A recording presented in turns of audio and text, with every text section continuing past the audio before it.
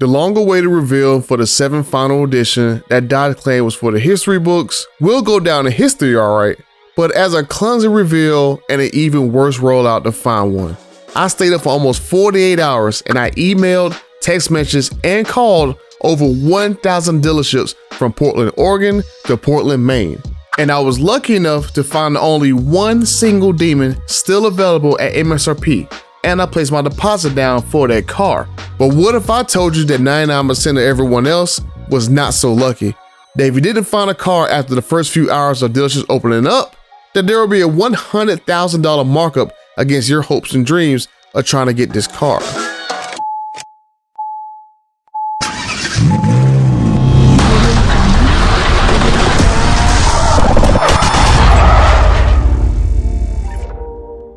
So let's start from the beginning. March 20th, 9 p.m. Eastern time, I believe is the beginning of the end for Dodge. Before the live stream even started, all I kept hearing over and over and over again was Dodge history about the legendary Dodge race cars with the 426 Hemi. It was like almost 10 minutes of talking about that engine. It really had you pumped up that a 426 would be in the last car. Then the live stream finally starts, and we have about 20 minutes of random people talking. The microphone messed up with demonology every time he would talk. And Jay Leno not knowing a single thing about the final editions. Do you have a favorite one so far? Well, what you mean of the Dodges? Say it again. What, a favorite of what? A favorite last call. A favorite last call. Yes, I love the Black Ghost. Some people like the Daytona. Oh, I see. I'm sorry, I didn't know what you're talking about. No, I don't. You know, I like everything. I don't really. Which I thought was pretty funny, but if you was watching on the live stream like most other people were doing, it was getting ridiculous waiting a half hour with crazy audio, wind, and then you got track prep randomly running around as people were talking. This is what happens.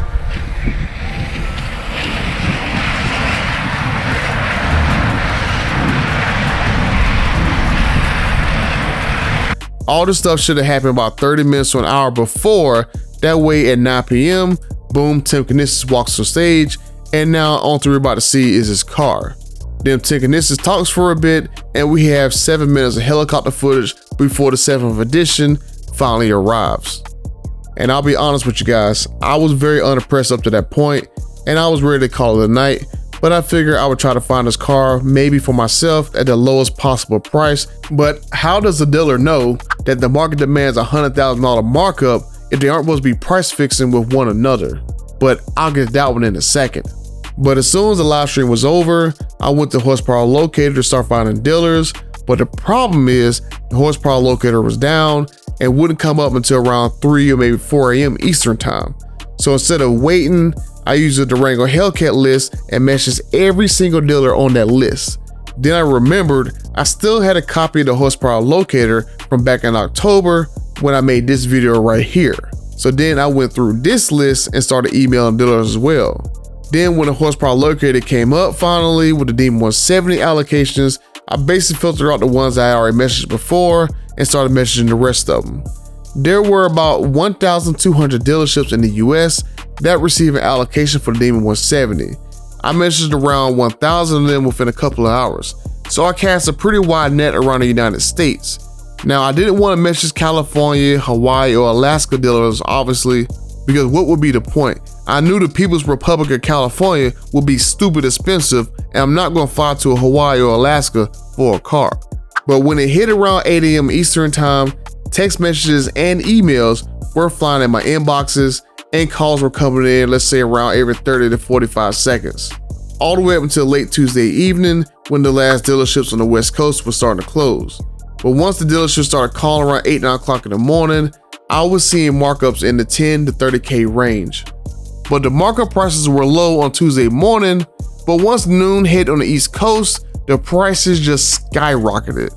I saw prices jump to the $50,000 to $100,000 range within minutes, and the rest is downhill from there, as everyone can now see as you've been calling dealerships. Now I'm going to say this, and I have a lot of emails and text messages to back this up, but some of these dealers were communicating with each other and sending me messages that they were talking to other dealers to find out how much they were charging for the Demon, and they raised their prices to match.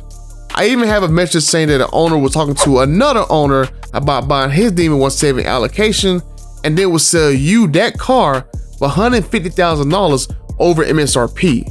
It's almost as if the dealers had got together for a chat and decided to raise the price because they know after this year, no one is spending $10, $20, $30, $50,000 extra on a Hornet or a Charger Daytona EV.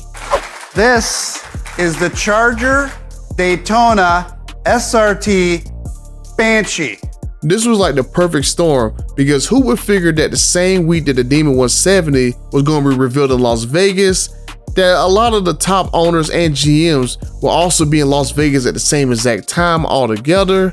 And then when Tuesday morning hit, you add about a 3-hour time zone difference between Las Vegas and the East Coast. And like I said earlier, around noon Eastern time is when I noticed that all the prices just magically got crazy.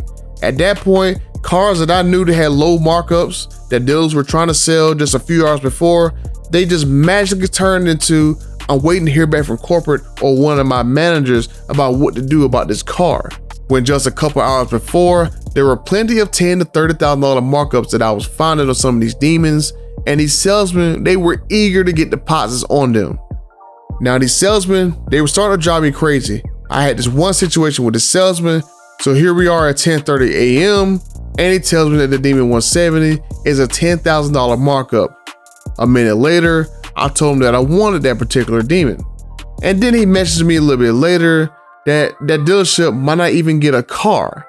Then he calls me again, confirming that they will in fact get 2 Demon 170s and that both of them are still at a $10K markup with a $5,000 down deposit. He gets on the phone with me and delays sending me the email confirming the deposit. And then mysteriously messaged me back after 12 o'clock noon that now all of a sudden he's waiting on corporate. Then 2 hours later, now all of a sudden is a $50,000 over MSRP. I can show plenty of examples where in the morning time the markup was low. And then I assume that these owners and GMs of these dealerships, when they woke up in Vegas and told their salesmen to hold off taking deposits, and then by the afternoon, the majority of them agreed that $50,000 and over was what they were going to charge for all their allocations. Now I don't have to say the word that we all know that these dealers clearly engaged in, because I find it highly suspicious that a vast majority of dealers in 3 different time zones over 2,000 miles apart collectively raised their markups around the same exact price range in the same time frame on the same day that majority of dealership owners and GM just so had to be in the same location for a conference. And then to make matters worse, some people who got their deposits in before the prices jump got a call that their deposits will be returned, and like magic, the salesman tells them that now the Demon is going for $100,000 over sticker. I promise you, if these dealerships are doing the same kind of insane markups on electric vehicles, Brandon and the crew will be all in the news condemning dealerships. But since the Demon 170 is a gas guzzling vehicle, it shows you all you need to know about the optics that people are clearly engaging in. But if you weren't a dealership owner or one of his friends, I would guess that maybe 95% of people had to pay over MSRP. Like I said earlier, I mentioned about 1,000 dealerships and I only found about maybe 13 cars at MSRP. There may have been more, but some dealers didn't tell me what the price that the Demon 170 sold for at that dealership. And everyone else now is pretty much only left with pretty much $100,000 to $300,000 cars over sticker price at a lot of these dealerships. I found some Demons and I posted them on my community feed. And since I was contacting so many dealerships, I asked some of them about Hellcat Red Eye and Superstock allocations. And I was able to get some of you guys Charger Red Eyes and Superstocks at MSRP, saving some of you guys between $20,000 and $40,000 from existing orders. I'm going to keep looking and posting the best deals I can find on Demon 170 and Hellcats and Red Eyes and Superstocks, and I'll make sure to put my community feed, so just keep a lookout for that. But it's crazy to think that there is like between 2,000 and let's say about 2,500 Demons that will be sold at $100,000 over sticker. That will be between $200 and $250 million of additional revenue going to a dealership owner's pocket. Of course, a bunch of those cars are going to be kept by dealership owners for their private collection, and some of their friends, but we all know a lot of these cars are going to go to some auctions over the next few months. A dealer isn't going to sell himself a car at markup, so Tim Knissis basically promised they will get their cars first because everyone who paid MSRP will get their cars allocated to them first. Everyone else, you pay the markup, you better cross your fingers that Dodge doesn't have any issues building cars, because Dodge said that they plan on building up to 3,300 cars.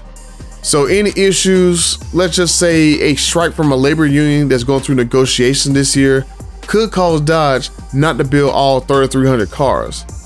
But dealership owners, their friends, and the lucky few that got their cars at MSRP have a way better shot of getting their car than someone who paid $100,000 to $200,000 higher. So did Dodge make this car for the Mopar enthusiasts, or is the Demon 170 a final nest egg for the bigger dealers when revenue is down next year for Dodge vehicles? But let me know what you guys think. I have no doubt in my mind that some of these dealers communicate with each other, set to go and rate the Brown $50,000 over sticker, and then decide to go for broke, and now everything's $100,000 over sticker. And that's gonna keep some of these Demon 170s out of the hands of Dodge's most loyal fans. But Dodge already told us who the target audience really is. And it may surprise you to learn that Dodge attracts one of the youngest and most diverse customers in the industry, with the highest concentration of millennials, who now account for 1/4 of the US population, with the highest spending power of any generation. And equally, if not more important, millennials also have the highest acceptance rate of EVs. That's why the convergence of a demographic with spending power and the adaptation of electric power creates the perfect gateway for a brand that's all about horsepower. The customer profile of the Dodge brand today will be a key enabler to getting muscle car buyers into EVs tomorrow. But if you found this video helpful, make sure you leave it a like and subscribe to the channel if you haven't already done so. Grab some last call merch on your way out. And until the next time, I'm out.